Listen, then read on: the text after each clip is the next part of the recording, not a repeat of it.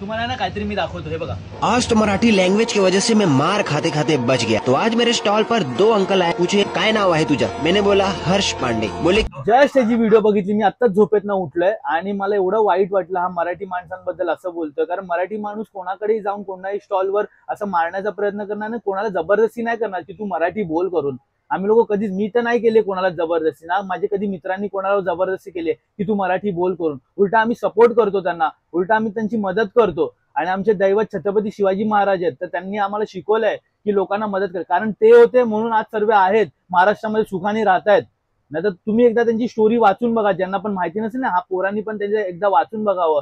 तो 20 वर्षापासून राहतोय, तर त्याला तर एवढं तर माहित असावं आणि त्याला माहिती पण असेल। तर तुझं जे काम आहे ना, तू तेच कर। उगाच काहीतरी फेमस होण्यासाठी काही पण रील बनवू नको यार।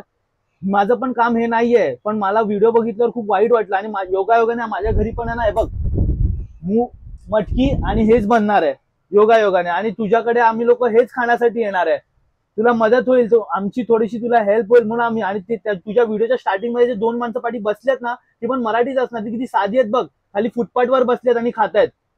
तर मराठी माणूसच हेल्प करणार तुला, आणि तू असं काहीतरी रॉंग पसरवू नको कोणा त्यांच्याबद्दल यार।